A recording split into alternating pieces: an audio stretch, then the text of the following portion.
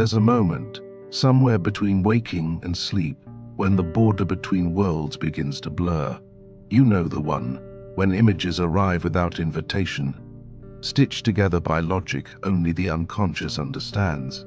You might dream of someone you haven't seen in years, of falling, of teeth crumbling in your mouth, of running towards something you can never reach.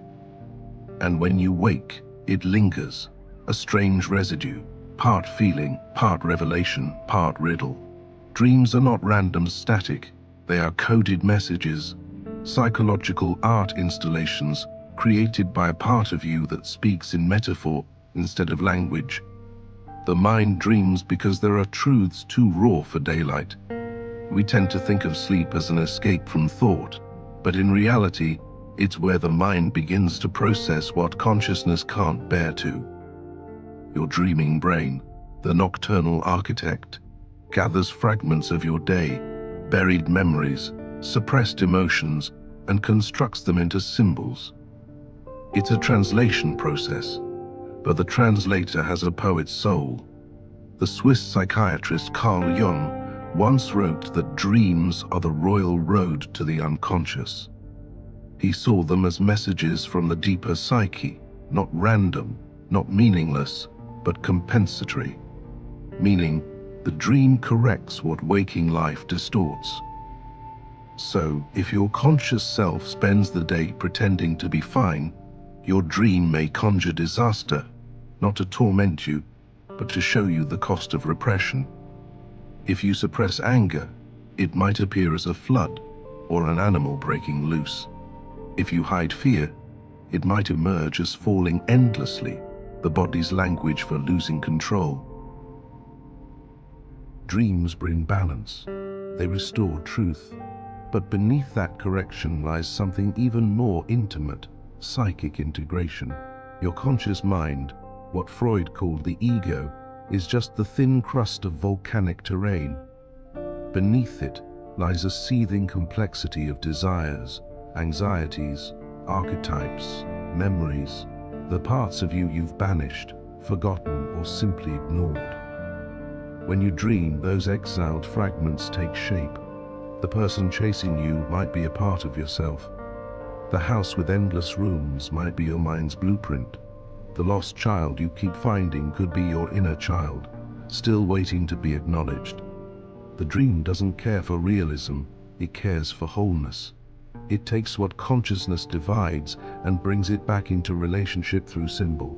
But here's the dark truth. Most people wake up and immediately forget. They shake off their dreams like cobwebs, returning to the small logic of their daily routines.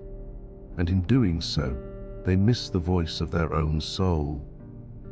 Psychologically, the dream state is governed by what neuroscientists call the default mode network, the brain's self-referential system, the same network active during introspection and imagination.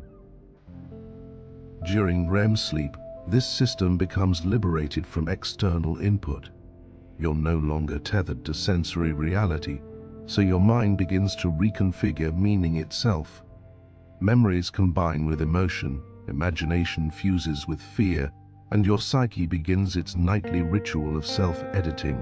But dreams don't simply mirror who you are, they reveal what you avoid seeing. When something keeps recurring, a hallway, a storm, a faceless figure, it's often not a random loop. It's the psyche insisting, there's unfinished business here. Jung called these patterns complexes, constellations of emotional energy that cluster around past wounds. Dreams are where complexes reveal themselves most vividly, because your defenses are finally asleep. You can't fake composure in a dream. You can't intellectualize pain there. The unconscious doesn't argue, it shows you. And yet, there's beauty in this. Because each dream, no matter how disorienting, is an act of healing. It's the psyche's attempt to restore dialogue between conscious and unconscious. Even nightmares, especially nightmares, are therapeutic in nature. They are not punishments, they are alarms. You wake up drenched in fear, heart pounding, Not because your mind is cruel, but because it's trying to deliver a message in a language primal enough for you to listen. Dreams use imagery precisely because logic won't do. When emotion is too dense for words, the psyche paints it instead. So the question is never, what does my dream mean? It's, what part of me is trying to speak? When we ignore that voice, something in us begins to split. We live half lives. One conscious, rational, curated, the other emotional, hidden, unresolved. And that split breeds anxiety, depression, disconnection.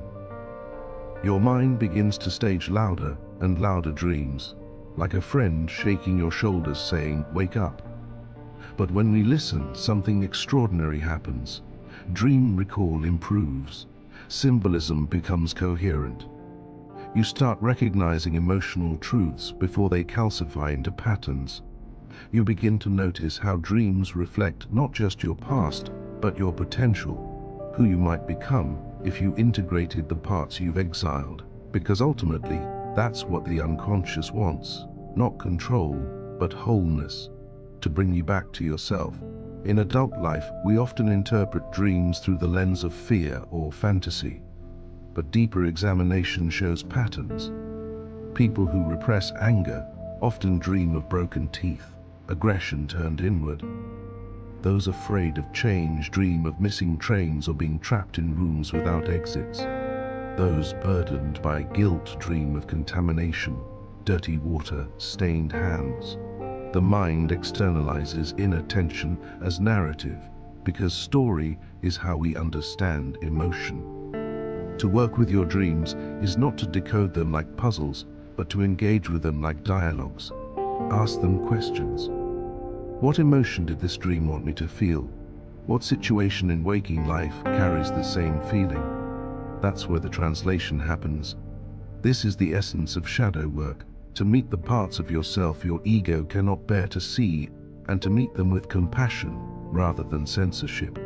Healing begins not when you control your dreams, but when you listen to them, when you stop dismissing the absurdity and start noticing the emotion underneath, when you see that the unconscious is not your enemy, it's your oldest friend, the one who never stopped trying to tell you the truth. Each dream you have is a mirror, held by the part of you that still remembers everything your waking mind forgot. It's the letter your soul writes every night, asking you, pleading even, will you read me this time?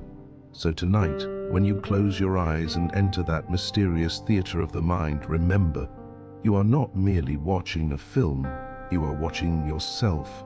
Every symbol, every face, every twist is you, speaking in code. And the more you listen, the clearer it becomes. Your dreams aren't strange.